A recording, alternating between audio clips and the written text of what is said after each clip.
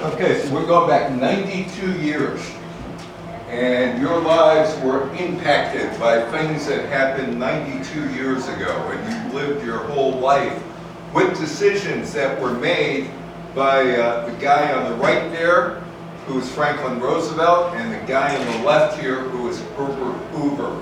Elections have consequences.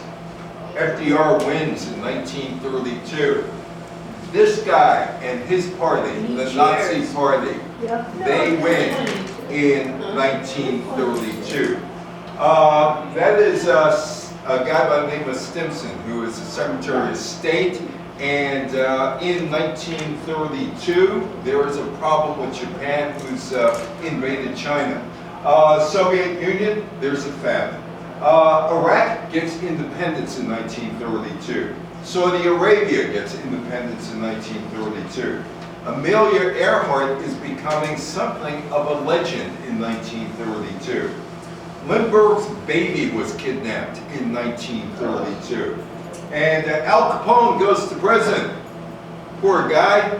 He went to prison because he didn't pay income tax. And they got him on income tax. And how many of you, not a radio that looked like that, but how many of you remember listening to the radio? Sure. Back in the day. Radio is becoming a bigger and bigger and bigger deal. NBC is 6 years old at this point. CBS is only 5 years old, and radio is all encompassing in households. Oh, and also there was an unnamed cartoon character who gets a role in one of the Disney cartoons. His name is Goofy. How many of you remember Goofy? Right? Goofy. So Goofy is part of a Mickey Mouse cartoon called Mickey's Review, and Goofy has no name. And also Tarzan. How many of you remember Tarzan? Johnny Weissmuller, Maureen O'Sullivan, Neil Hamilton. Neil Hamilton ended up on Batman, by the way, in the 1932 movie Tarzan. And racism and the Los Angeles Olympics, the Summer Olympics of 1932, Jim Crow era. And also, following the stock market crash, re-elect Herbert Hoover. Herbert Hoover had presided over the recovery of the stock market crash October 29, 1929, and by all apparent reasoning, or at least reasoning at that point, or thoughts, he did a rotten job, an absolute rotten job. After the stock market crash of October 1929 and its rippling impact around the world, every aspect of American life felt its effects. Now, I don't know how many of you were born in 1932, anybody? Or did you all come after 1932? Well, your parents probably could have told you stories about people not working. By 1932, almost a quarter of all workers were unemployed. Hundreds of thousands of them lost their homes to foreclosure, and tens of thousands of farms were being abandoned in drought-stricken states, setting off a great migration to California, which would end up in a great book by John Steinbeck later on. Hunger stalked the nation, and food lines proliferated in major cities. I can tell you about my grandfather. My family lived on 97 Pitt Street on the Lower East Side, and they had 5 kids. My grandmother and grandfather, including my father, was born in 1932. They also took in 2 other kids. There were problems in terms of money in the family. Now, he was working. He was a dock worker, lower Manhattan. But to supplement his income, he's a big guy. He was about 6'2", 6'3". I'm the midget of the family, actually, on being only 6 foot. And he was about 240 pounds, and he used to make extra money, maybe $2 or $3 a night by going to the Bronx and fighting at the St. Nicholas Armory. He was a tomato can. He wasn't very good as a fighter, but he would fight, and he needed the extra $2 or $3 because he had 7 mouths to feed, in addition to him and his wife. Anyway, the homeless set up encampments wherever they could, including Manhattan Central Park, and they became known as Hoovervilles. private charitable organizations ran out of funds to provide for such basic needs as food and clothing and medicine. And some of you might have heard the stories about that growing up. This is Central Park, and this is a Hooverville in Central Park, and behind there you got the Fifth Avenue apartments of the rich people. So there is Hooverville. During the Great Depression, shanty towns, also known as Hoovervilles, began to sprout up across the U.S., and they were named after Herbert Hoover, who had a depression named after him, the Hoover Depression. They were made up of scraps of wood, tin, tar, and cardboard. And this is the backdrop for the 1932 presidential election. Hoover and the Great Depression. Iowa votes for paved roads. Think of this. There were no paved roads in Iowa in 1932. They voted to get some paved roads. Hoover wins. Well, this is actually 1928, not 1932 when he wins the presidency. Herbert Hoover, he comes into office, enters office by a landslide victory on November 6, 1928, believing the economic boom of the 1920s will continue. What was going up, the economy? Well, you know Isaac Newton's law. What goes up must come down when it's hit in the head with an apple. Just after 8 months in office, in October 1929, the stock market crashed, and he had to deal with the worst economic depression in American history. Now, there was a depression earlier in the 1920s, 1920 to 21. That lasted maybe 15, 18 months. There was the Panic of 1893. There was the Panic of 1873. So Hoover and his people thought, well, this would be temporary, maybe last a year and everything would be okay. It wasn't. We just lost that. Why did we just lose? We just lost the video. There we go. We got it back. So initially, Herbert Hoover thought the crash would only last a little while, and we have again lost the. Let's see why we have lost this. It's blinking. Hang on one second. We got to figure out why this thing is blinking. There it goes. So he thought the crash would be short-lived. He did not want to use government influence. He didn't want the government involved in getting out of the Depression. He said too much interference would mean economic normality would not return. And there is Herbert Hoover during his inauguration on March 4th, 1929. The old American adage, rugged individualism, would end the crisis. Hoover, who grew up as an orphan, became a geologist, a self-made millionaire, was a go-getter and very, very capable. He may have been the most capable person ever to be in the White House, but circumstances dictated otherwise. He felt people were expected to overcome problems and succeed by their own efforts. After all, he did. The people should not depend on help from the government.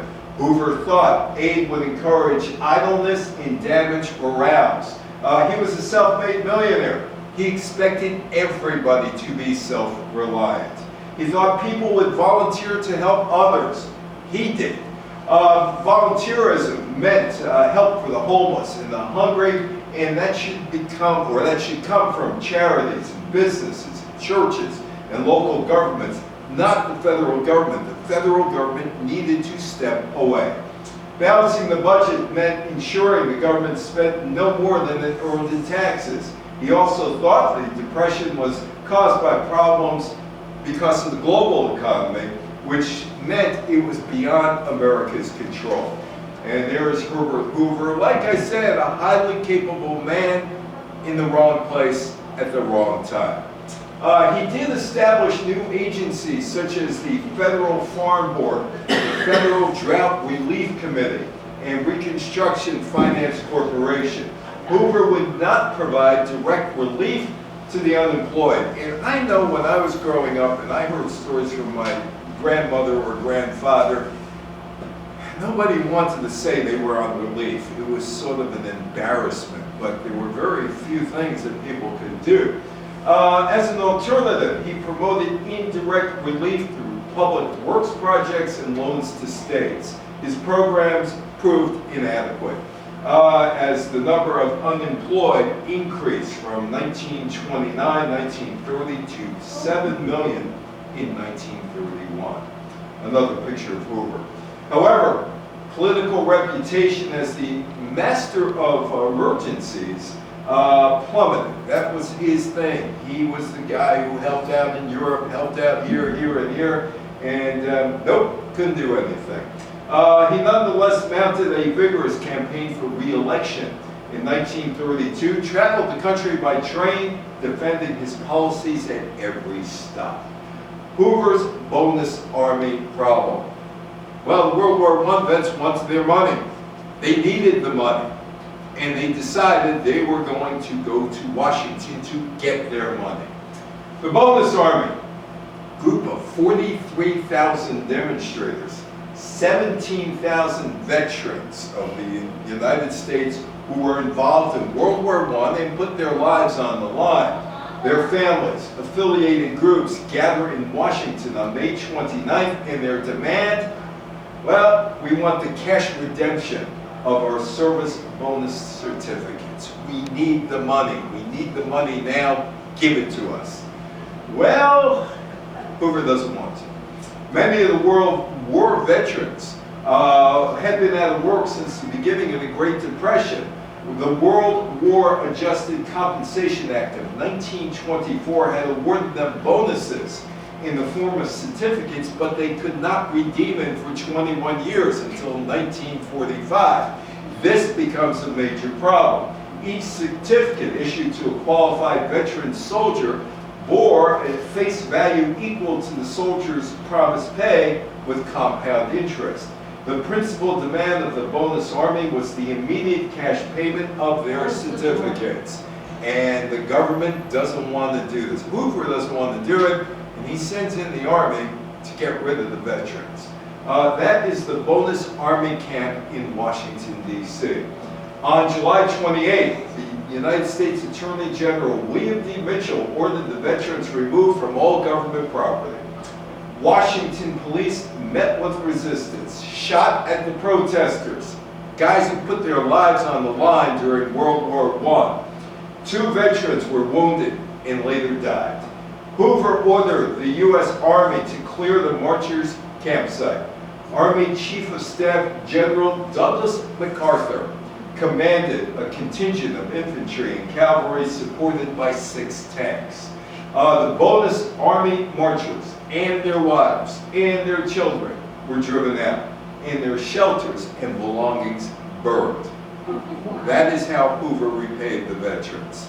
The bonus army incident proved politically disastrous for Herbert Hoover, as you might expect. And there is Hoover on radio.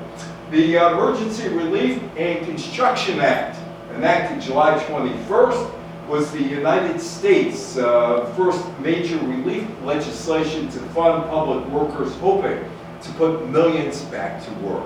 Government and companies implemented wage cuts of up to 30% for those lucky enough to be employed. Government and companies cut hours for those in employment, hoping to provide more jobs for the unemployed.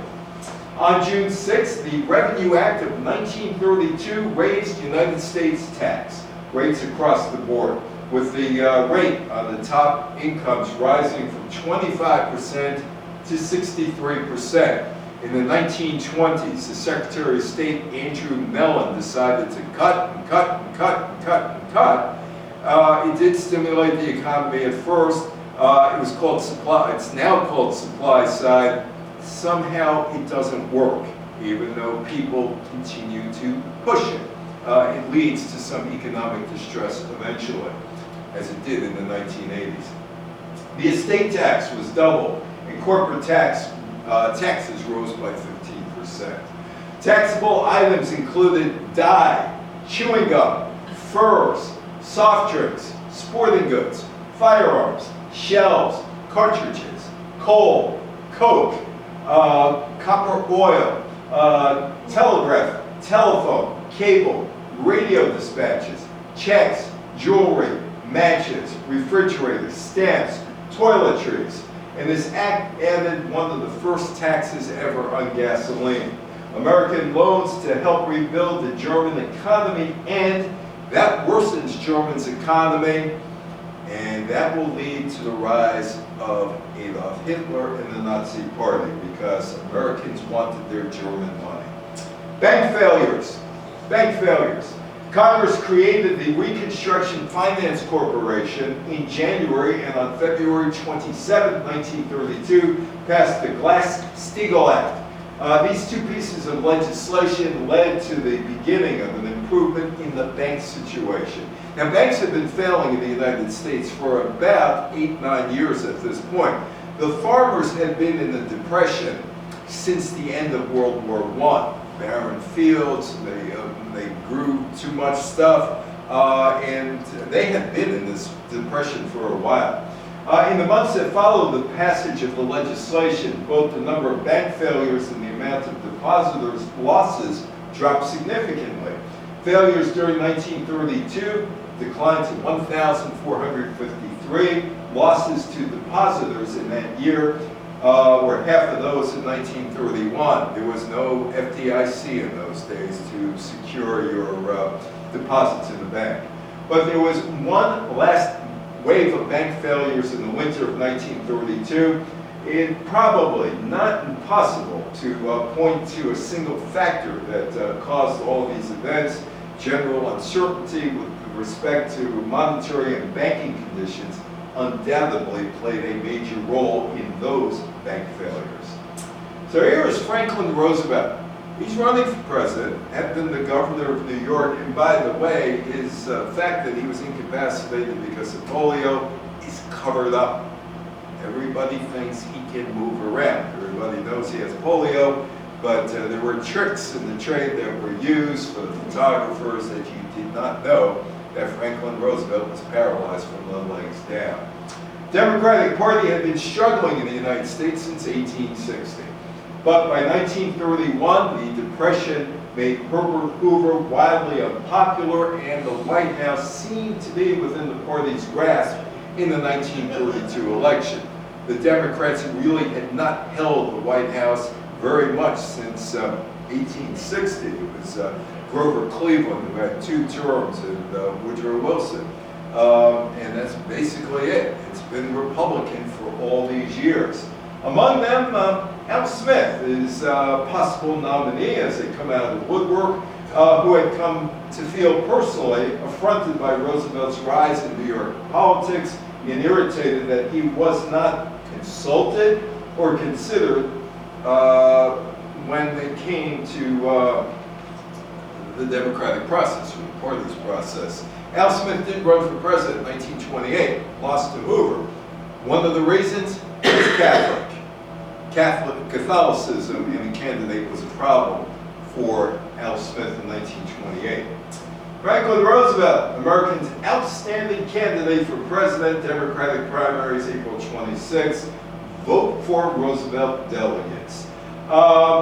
His health was an issue in 1932. His opponents talked about how bad his paralysis actually was, whispering about whether or not he'd be able to carry out a successful campaign. FDR wasn't wet enough. When I talk about wet, I'm talking about prohibition. The wets, the people who wanted to drink against the dries, the people who took the wets' ability to drink legally away, although the wets did drink during Prohibition. But he wasn't wet enough for the influential big city bosses who wanted a total repeal of Prohibition so they could profit from liquor licenses. You pull the liquor license, your restaurant might go out of business, as they found out in the early 1920s. His nickname was Feather Duster. Feather Duster. That was Franklin Roosevelt's nickname. People thought of him as an absolute lightweight, a feather duster. Big businesses, banks, and utilities worried that he would intervene in the economy, FDR, to their detriment. And it wasn't just party stalwarts and businessmen who stood in opposition to his nomination. Out of touch, but thought to be influential pundits This is me going back to my career in radio and TV, looking at being in green rooms before I went on TV or did radio commentaries. The out of touch, we've lost it again. There we go. People like Walter Lippmann and H.L. Mencken and Hayward Brown argued against his candidacy as well. They thought they were influential. They might have been for their newspaper. Hayward Brown dubbed him Feather Duster Roosevelt, a real lightweight. FDR came into the Democratic Convention with about 600 delegates, most from the Deep South, New England, and the farming states of the West, where rural voters had responded to Roosevelt's record as the first governor, New York, to take significant action to relieve the suffering caused by the Depression. When he needed 770 votes to secure a two-thirds majority required by the party at that time. And there is Franklin Roosevelt at the convention. He would get the nomination. There would be some backroom politicking. The pundits not impressed with Roosevelt. He was the feather duster to them, and also to his opponent, Herbert Hoover, who pointed out that he was a feather duster. FDR, well, here are the campaign promises. A new deal for everyone. He said the government would have a more active role in the economy and would stop the rich exploiting the poor. He's a traitor to his class. Roosevelt's very rich, and he's worried about the poor. He promised more public works and relief schemes. He declared he would experiment with new ideas to revive agriculture and industry. The campaign. This is a campaign, I'm not sure if it's a bumper sticker or just a placard. Roosevelt and Gardner, who was running for vice president. And what's in the middle? Beer. Beer. Beer. Beer is a major part of his platform. Roosevelt was vague about his specific policies, preferring simply to toe the line and let voters choose him as an alternative to the wildly unpopular Herbert Hoover. There was one exception, a speech in San Francisco in which he hinted at the shape of the New Deal to come, calling for a new era in which government would actively assure individual citizens' welfare. We want beer. We want beer. It's 1932. People are serious about this. We want beer. On May 14th, New York City Mayor Jimmy Walker organized a day-long beer for taxation parade, later known as We Want Beer. Business leaders, international figures, and society matrons paraded down Fifth Avenue advocating repeal of prohibition. Americans wanted to repeal the 18th Amendment to the Constitution, which banned liquor. It would become a campaign issue. With the country mired in the Great Depression by 1932, creating jobs and revenue by legalizing the liquor industry had become something of undeniable appeal. Roosevelt ran for president that year on a platform calling for prohibition reform. America, or brother, can you spare a dime? How many of you remember that song? Oh, yeah. Yeah. Bing Crosby did it. The best version of it is Al Jolson on a radio show. And in contemporary society, George Michael, about 25 years ago, did an incredible job on the song, Brother, Can You Spare a Dime? And that's part of a musical by the name of Americana. The music or the lyrics by Yip Harburg and the melody by Jay Gorney. Brother, Can You Spare a Dime is one of the best known American songs of the Great Depression. Written by lyricist Yip Harburg, who by the way was a socialist, and composer Jay Gorney, excuse me, who is part of the 1932 musical revue Americana. The melody is based on a Russian Jewish lullaby that Gorney heard as a kid. The song tells the story of the universal everyman whose honest work toward achieving the American dream has been foiled by the economic collapse. Gorney recalled that the pair, he and Yip, came up with the title, "Brother, Can You Spare a Dime?" after walking in Central Park when they heard an unemployed man asking, "Can you spare a dime?" The song was first performed by the vaudeville singer Rex Weber of the musical Americana, which ran from October to December and was not a success. 3 weeks after Americana opened, the song was covered by the crooner Bing Crosby. They don't call them crooners anymore, on Brunswick Records. It was also covered by Rudy Valley, who had a really popular radio show at that point, the Fleischman's Yeast Hour, thereafter for Columbia Records. The campaign for repeal and prosperity, vote for Roosevelt and Gardner. Hoover's election campaign, his speeches actually increases on popularity. Voters disliked his emphasis on self-reliance and the need for neighbors to help each other, not the government. People did not believe his promise that prosperity is just around the corner. He offered absolutely no new policies. In contrast to Hoover, Roosevelt ran a positive and energetic campaign, traveled around America to bring his message to ordinary people in spite of his disability from polio. He was very much approachable and charismatic, much more so than Hoover, who tossed him off as a feather duster, and he was a more confident public speaker. The truth is that Herbert Hoover was a terrible public speaker, very capable, but a terrible public speaker. Election day finally comes along, and Hoover for president, by this girl standing behind her parents' car's spare tire. November 8th, Franklin Roosevelt defeats the incumbent President Herbert Hoover in a landslide. Roosevelt gets 23 million popular votes, 57.3%, to Hoover's nearly 16 million, or 39.6%. The electoral vote, he gets 472, Hoover 79. It's a repudiation, not of Hoover, not just of Hoover, but of the Republican Party. The Americans send Roosevelt, American voters send Roosevelt to the White House. They have a Democratic House and a Democratic Congress. No cooperation during the transition. Hoover and Roosevelt could not agree on anything. They didn't like each other. In the 4 months between the election and Roosevelt's inauguration, and that was on March 4th, 1938, that would change in the second term to January.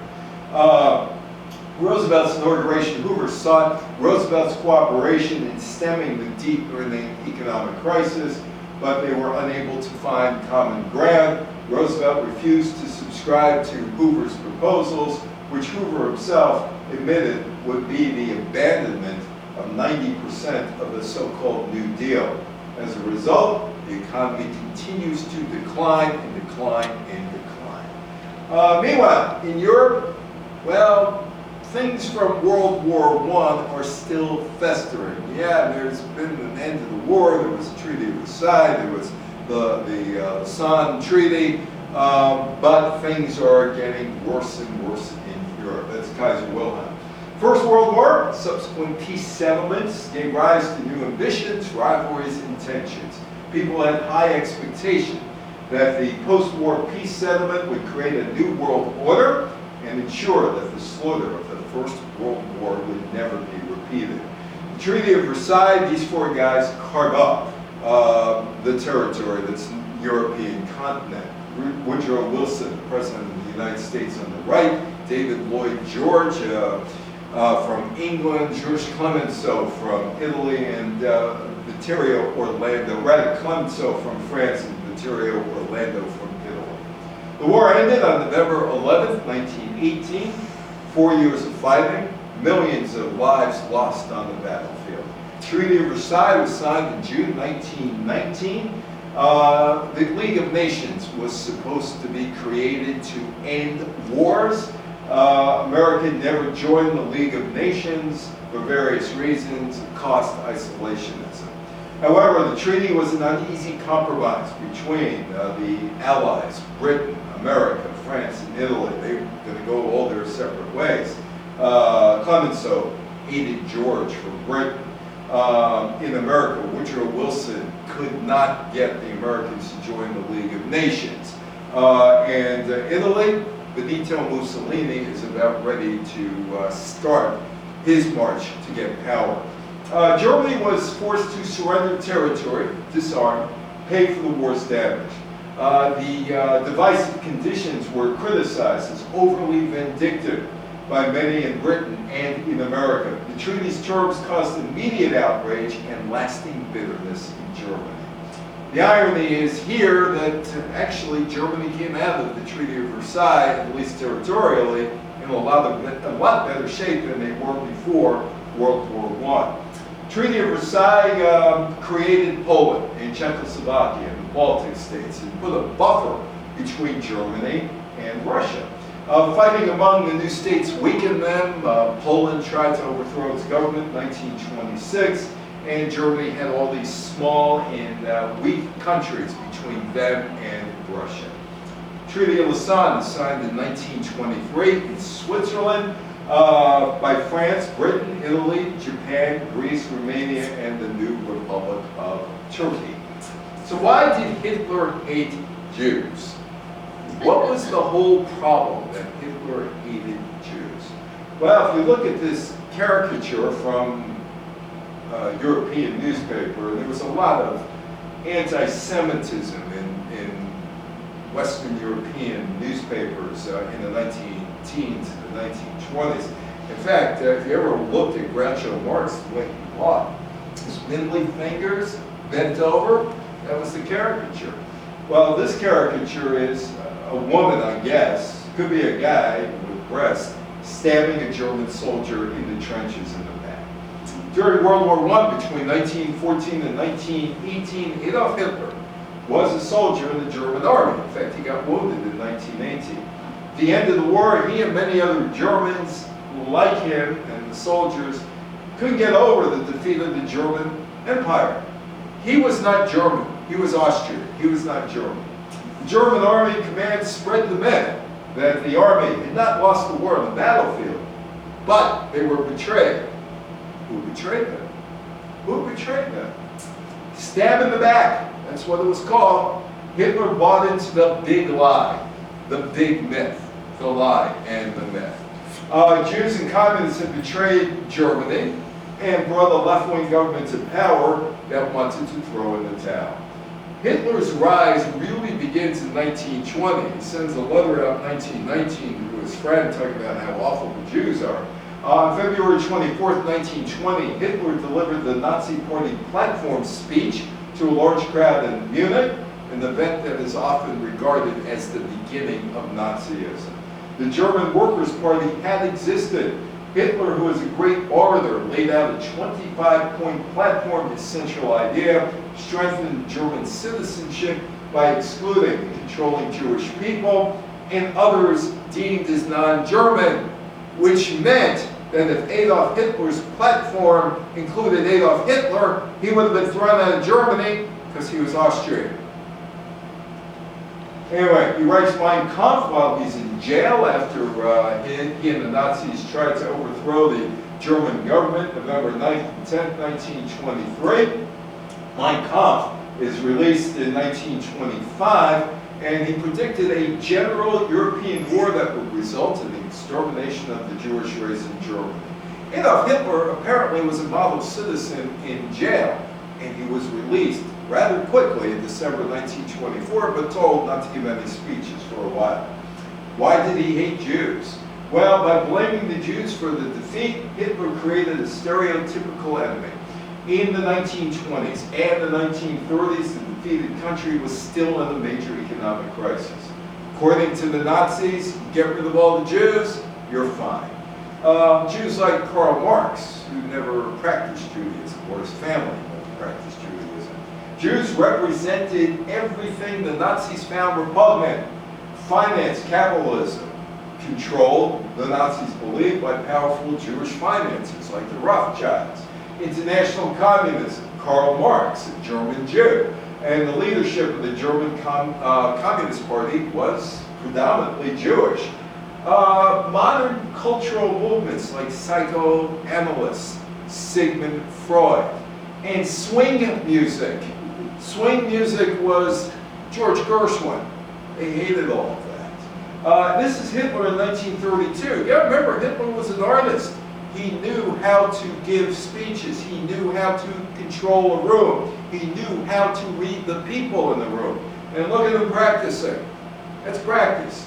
On February 25th, the Braunschweig State Ministry of the Interior in Nazis' hands since spring 1931 appointed Hitler as state government counselor. This automatically conferred upon Hitler 1931, when I was 32. born.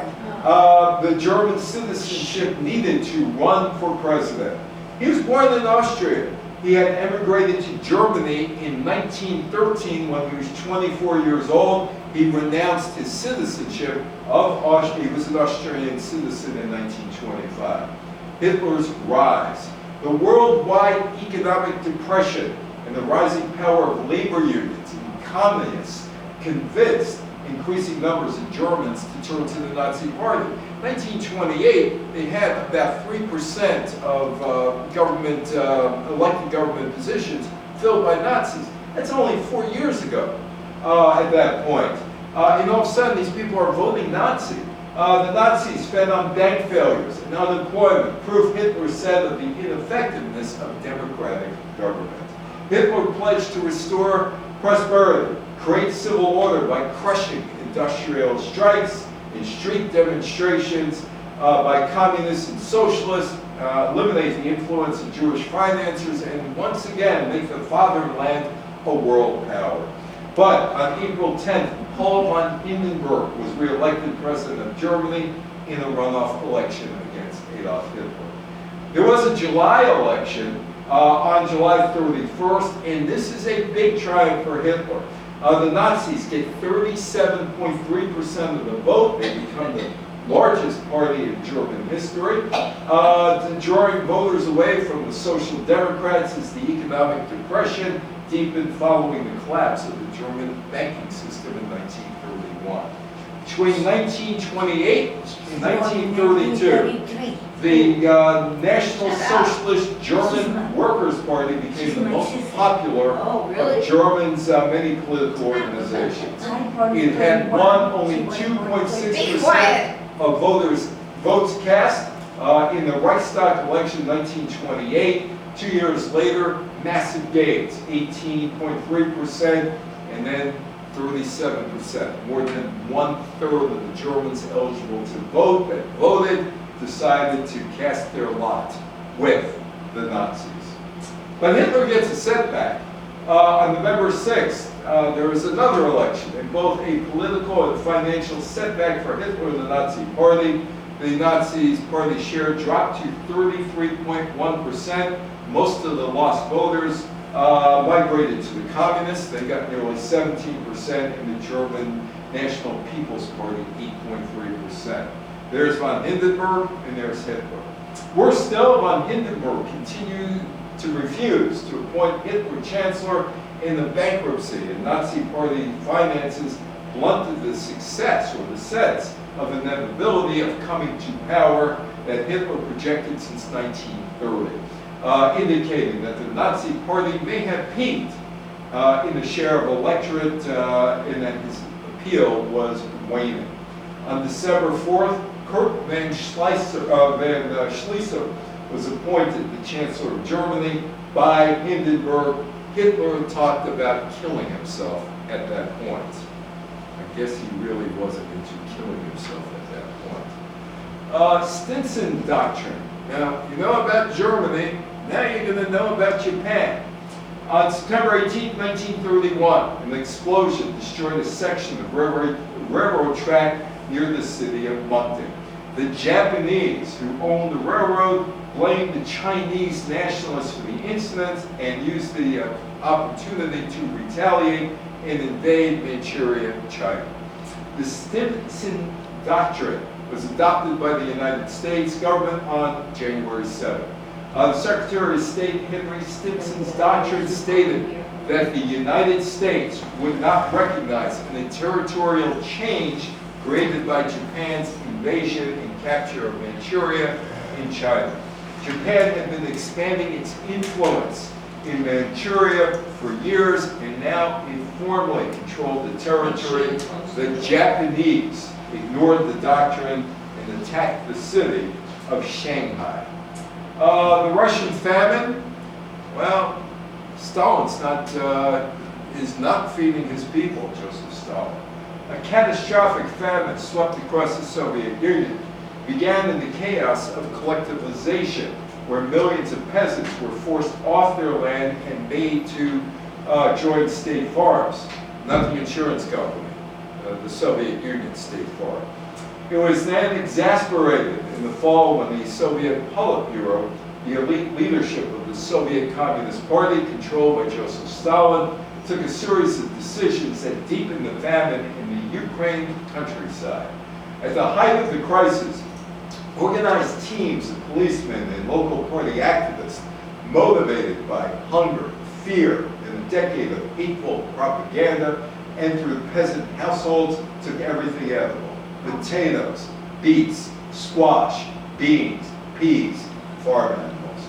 At the same time, a cordon was drawn around the Ukraine Republic to prevent escape. The result? Catastrophe. At least 5 million people perished of hunger all across the Soviet Union. Among them, nearly 4 million Ukrainians who died not because of neglect or crop failure, but because they had been deliberately deprived of food.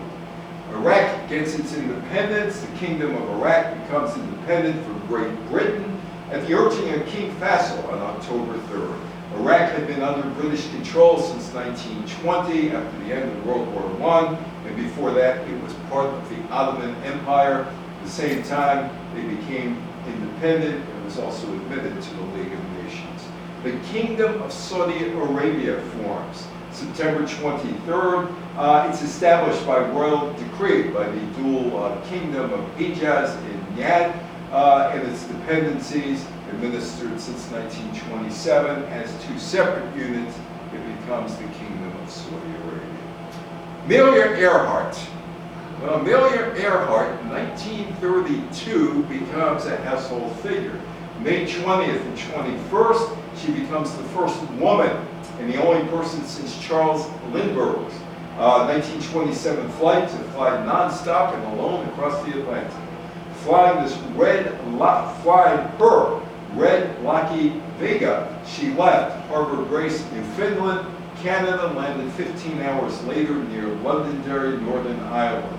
On August 24th, 25th, she made the first solo flight, non-stop flight by a woman across the United States from Los Angeles to Newark, New Jersey in 19 hours. Speaking of Lindbergh, the baby is kidnapped. The baby is kidnapped. It's 9 o'clock, March 1st. The kidnapper or kidnappers climbed the ladder in the second-story nursery of the Lindbergh home near Hopewell, New Jersey, abducted the child, left a ransom note demanding $50,000. The Lindbergh baby, dubbed Eaglet by the press, was discovered missing by Betty Gao, the child's nanny, about an hour later. The Lindberghs notified the local authorities, who in turn seized control of the investigation, or ceded control of the investigation to the New Jersey State Police. A search of the crime scene uncovered the ransom note on the sill of an open window and a muddy but indistinct footprint in the nursery.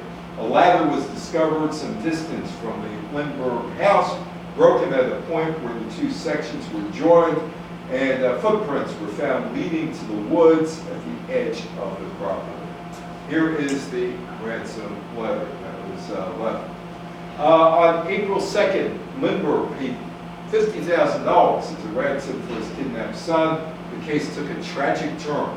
On May 12th, when the child's badly decomposed body was found less than 5 miles from the Lindbergh home, an autopsy found that the Lindbergh baby had been killed by a blow to the head during or shortly after the kidnapping. Public outrage led the U.S. Congress to pass the Federal Kidnapping Act, also known as the Lindbergh Law, on June 22nd, the day that would have been Charles' 2nd birthday. The Lindbergh Law made kidnapping across state lines a federal crime and stipulated that such an offense could be punished by death. On August 16th, John Lindbergh, Lindbergh's second son, was born just 5 months after the kidnapping and death of his older brother, Charles Lindbergh Jr. Capone goes to jail. This guy was rich. This guy was incredibly rich. He was making like $60 million a year at the height of the Prohibition. On May 4th, Al Capone entered an Atlanta prison convicted of income tax evasion. On October 17, 1931, Al Capone was found guilty of tax evasion. 1 week later, on October 24, 1931, Capone was sentenced to 11 years in prison. He was fined $50,000, charged court costs in order to pay back taxes of $215,000. He immediately appealed and was denied a rehearing. How many of you listened to Jack Benny? Well, Rochester wasn't part of the Jack Benny program at this point. Jack Benny, he was the young comedian. He was the hot comedian in the 1920s. He wasn't so young. He was 38 years old when he started on radio. The Jack Benny Show, sponsored by Canada Dry Ginger Ale, debuted on the NBC Blue Network May the 2nd. The show actually began as a twice-weekly half-hour musical program interspersed with brief monologues by Benny, who realized that he could not take all of his old vaudeville material, use it, because by the time the second show was done, he used it all up. By the fourth broadcast, he had run out of old stage monologues to recycle. He quickly brought in a vaudeville writer by the name of Harry Kahn. Together, Barry and Kahn developed a fresh humor, fourth wall breaking workplace situation comedy in which Jack, the host, traded banter and barbs with the announcer, who would be Don Wilson, the band leader, the singer, in a convoluted joint efforts to put a radio show on. The Benny character, though, was not yet developed in 1932. It took a while to get to that Benny character. Buck Rogers radio show. How many of you listen to Buck Rogers on radio? Buck Rogers. On November 7th, the Buck Rogers radio show debuted on the CBS radio network. The Buck Rogers character was taken from stories in pulp magazines and newspaper comic strips from the late 20s. The program centered on Buck, who is a modern man from the present time who had fallen into a state of suspended animation by accident, later to be discovered and awakened in the year 2419.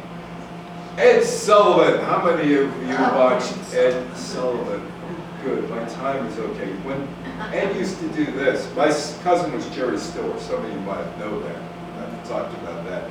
And Stiller and Mirror were on about 3 dozen times. So when Ed did that, he was looking at what time it was to make sure that acts were going on time and he could get the commercials in. Anyway, there's Sullivan.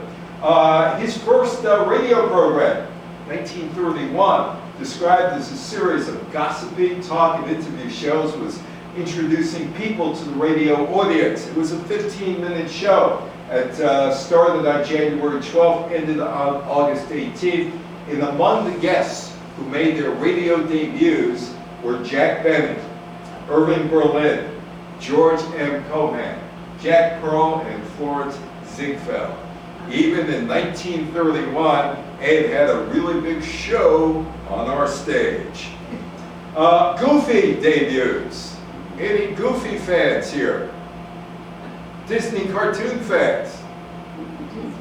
Disney. You like Disney, so you can't help but, you can't miss Goofy. Anyway, it's May 27th, and an unnamed Disney character makes his film debut in an animated short called Mickey's Revue, in which he played an audience member with a distinguished laugh. He later appeared in newspaper comic strips under the name Dippy Dog. His name officially became Goofy in 1939 with the release of a film called Goofy and Wilbur. Oh, Carol Burnett. Remember Carol Burnett doing the Tarzan call? She used to do the Tarzan call. Tarzan, the Ape Man, Johnny Weissmuller, Neil Hamilton, who played Commissioner Gordon on Batman many years later. Marina Sullivan, I think she was Mia Farrow's mother, wasn't she? Marina Sullivan, I thought she was. I'm not sure about that. Anyway, a Metro-Goldwyn-Mayer production, Tarzan. Tarzan the Ape Man is an action-adventure film released by Metro-Goldwyn-Mayer featuring Edgar Rice Burroughs' famous jungle hero Tarzan, starring Johnny Weissmuller. The film is loosely based on Burroughs' 1912 novel Tarzan of the Apes. The movie proved to be a huge hit, bringing in nearly $1 million in profits, which is now about $25 million. Radio City Music Hall opened. It was the day my daughter graduated NYU MBA, and they had a Radio City Music Hall, and she was celebrating. She wasn't a rockette. By the way, there's a place I speak in New Jersey, in Tenafly. Before I speak there, there's a group of women dancing, and they're all in their 60s and 70s, and they told me that they retired rockettes trying to keep in shape. And they're too good. They're too good. December 27th, Radio City Music Hall first opened in New York City, Manhattan, with a lavish stage show. There are 5,960 seats in the four-tiered auditorium, which was the largest of its kind when it opened. Sports hung on despite the Depression. There is Babe Ruth and there is Herbert Hoover. This is a story about Babe Ruth. 1930, Babe Ruth was the highest paid baseball player and earning $80,000 that year from the New York Yankees. When a reporter had pointed out that Ruth was earning more than President Hoover, Ruth reportedly said, "What the hell does Hoover have to do with this? Besides, I had a better year than he did." Depression in sports, 1932 Boston Braves football team. In a couple weeks, the Super Bowl. It's February 11th this year, and I'm sure you'll have a little Super Bowl party here. National Football League is the biggest sports league in the United States, by far. 1929, first year of the Depression, there were 12 teams. By 1932, only 8. National Hockey League started the 1929-30 season with 10 teams. They also found teams without, they had teams that had no solid financial footing. The league started to collapse. The league is down to 9 teams. 16-team Major League Baseball, premier sports league in North America. They struggled too, but somehow hung on, and Babe Ruth was still MLB's highest paid player. This is a story of Jim Crow and the Olympics, and a woman who's the greatest athlete of the first half of the 20th century, and her racial prejudice. Heidi Pickett and Louise Stokes and racism. And you probably have never heard of these people, but they're interesting anyway. At the 1932 United States Olympic trials, Heidi Pickett competed in the 100-meter dash, winning her heat, placing 3rd in her semifinal. She qualified for the final. She placed 6th. Pickett was named to the American Olympic team as part of the 8-woman 4x100-meter relay pool. There is Pickett. Louise Stokes was also part of the relay pool. Both of them were left out of the final 4 relay lineup that ran in the Olympics. There is Stokes. Despite Stokes and Pickett qualifying for an Olympic team in 1932, there was a problem. The coach, George Freeland, selected only white women for the final relay team. And then there's Babe Dickerson Zaharis, who was considered the greatest athlete of the time. The 2 women were sleeping in the train's bunking compartment they shared. Stokes' top bunk, Pickard on the bottom. The Babe Dickerson tossed a pitcher of water on the sleeping teammates. She was opposed to having Negro athletes on the team. When the Olympic team stopped in Denver on the way to Los Angeles, Stokes and Pickett were given a hotel room separate from the rest of the team. They were a service area on the upper floor and were served dinner in their rooms rather at the banquet for the team. Well, they do go on and compete in this stadium in Los Angeles, the Los Angeles Memorial Coliseum, and they're there, but they're not allowed to compete. They sat and watched in the Los Angeles Memorial Coliseum while the American women set a world record in the 400 meter relay and win the gold medal. The duo was replaced in the 4x100 meter relay by two white athletes, both of whom performed slower than Stokes and Pickett at the trials. There's a change in the quarter. The quarter looks like this. They changed it. It's George Washington's 200th birthday. The new quarter was put out on February 22nd, 1932. The George Washington quarter replaced the standing Liberty quarter, the last circulating quarter to depict a picture of liberty on the front. Franklin Roosevelt, Eleanor Roosevelt, Hyde Park, great hosts. They were great hosts. I went up there and needed to ask Franklin Roosevelt about sending the team to Berlin. In 1936, the Olympic team, why he did it, being the first on commercial TV, 1939 World's Fair, and why baseball continued after Pearl Harbor Day in 1942, December 7, 1941. Got all the answers. They were gracious hosts. I was smiling at folks. Franklin Roosevelt's New Deal programs were successful. Programs like the Works Progress Administration, the Public Works Administration, and the Civilian Conservation Corps created 10 million jobs. Participants built thousands of miles of roads and bridges, installed thousands of miles of water systems and electric grids. By 1936, the economy was improving. The unemployment dropped from 25% in 1933 to 11%. That is Herbert Hoover. After leaving the White House, Herbert Hoover became a critic of Roosevelt's economic policies. He said that the New Deal had a pronounced odor of totalitarian government and attacked Roosevelt's agricultural policies as goose-stepping the people under this pinkish banner of planned economy. The irony, the New Deal owed much of its success to policies that Hoover started.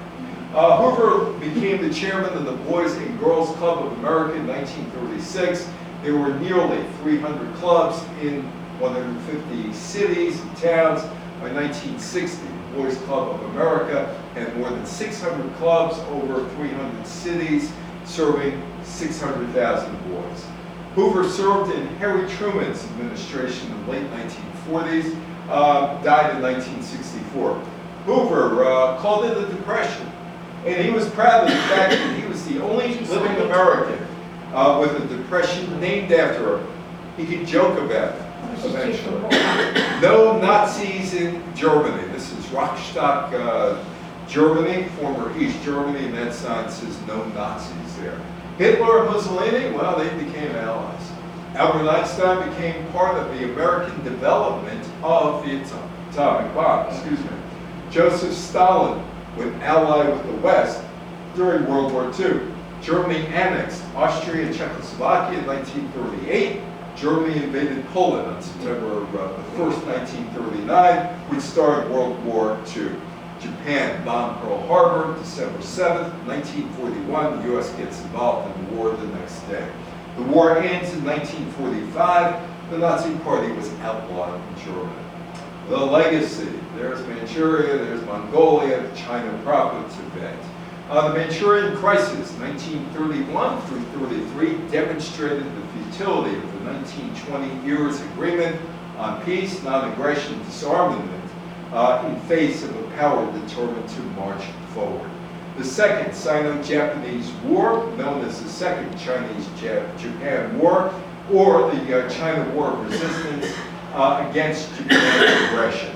It was fought, starts in 1937, on July 7th, ends on September 2nd, 1945, following the Japanese surrender to the United States, following the dropping of 2 atomic bombs on Hiroshima and Nagasaki, Japan, August 1945. More legacy, the Russian famine. By the summer of 1933, some of the collective farms had only a third of their households left. Prisons and labor camps were jammed to capacity, while with hardly anyone left to raise crops, Stalin's regime resettled Russian peasants from other parts of the Soviet Union to Ukraine to help with the labor shortage. Faced with the prospect of an even wider food catastrophe, Stalin's regime in the fall of 1933 started easing off collections. The Russian government that replaced the Soviet Union acknowledged that the famine took place in Ukraine, but denied it was genocide. Russia invaded Ukraine in February 2022. The Middle East, King Faisal died of a heart attack on September 8, 1933 in Bern, Switzerland. The July 14th revolution, also known as the 1958 Iraqi military coup d'etat, which resulted in the topping of King Faisal II and the overthrow of the kingdom. The Kingdom of Saudi Arabia became the world's largest oil producer. Want some Amelia Earhart luggage? She had a luggage line started in 1932. During a 1937 attempt to circle the globe, Amelia Earhart's plane disappeared. Her remains were never found, but it was not because of lack of trying. People are still searching for her bones and her plane. There was an Amelia Earhart luggage line she designed in 1933, and that was produced for about 60 years. Wanted dead or alive, the legacy of the Lindbergh baby kidnapping. October 8, 1934, Huntington County, New Jersey, Bruno Richard Hepburn was indicted for the murder of the Lindbergh baby. On February 13, 1935, the jury returned the verdict. He was guilty of murder in the first degree, sentenced death. The defense appealed. March 30, 1936, the Pardon Court of the state of New Jersey denies Hopkins' petition for clemency, and on April 3rd at 8:47 p.m., he is electrocuted. There is Jack Benny, and there is Mary Livingston, or his wife, C.V. Marks. The Jell-O program, starring Jack Benny, finished third overall in the Hooper ratings for the 34-35 season, with a rating of 36.4. It would be in 1934, when Benny was 40, that the Benny character was formed. He would lie about his age. He's 39. He becomes cheap. He becomes vain. And he's the mainstay of radio, the golden age of radio. The show ends in 1955. The adventures of Buck Rogers in comic strips, movies, radio, television are an important part of American pop culture. Buck Rogers has been credited with bringing popular media into the concept of space exploration. There were various Ed Sullivan shows, and they were all flops. They were all flops. Old Stoneface, guy who had no talent, becomes the biggest TV star in 1948. Couldn't sing, couldn't dance, couldn't crack a joke, couldn't even spin plates. The Toast of the Town premieres in 1948, renamed The Ed Sullivan Show. It would last until 1971, and he introduced the Beatles to America on February the 9th, 1964, among others. That is Walt Disney, that is Goofy. In the 1940s, Goofy was featured in a series of Hell 2 cartoons, which saw Goof participating in various recreation activities at the behest of a posh narrator. Goofy was reinvented as an everyman father in the 1950s in a series of shorts. Goofy would also become the first Disney classic character to star in his own feature film, A Goofy Movie, in 1995. Disney, Goofy remains a Disney icon. When Edgar Rice Burroughs first published Tarzan of the Apes back in 1912, film adaptations would probably have been the furthest thing from his mind. But more than 110 years later, movies and TV shows are still being made about Tarzan. And the girls from the 1932 Olympics, Louise Stokes is part of this book called Fast Girls. Tiny Pickett and Louise Stokes were on the U.S. Olympic team in 1936. They were the first participating African-American women ever on an American team. It's in Berlin, of all places. When Pickett ran the 800 meters hurdles in Berlin, she became the first African-American woman to compete in the Olympics.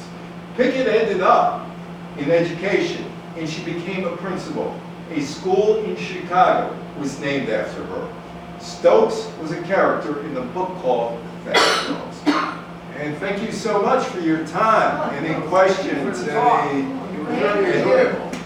Okay, any questions or comments? Thank you. Anything. Yeah.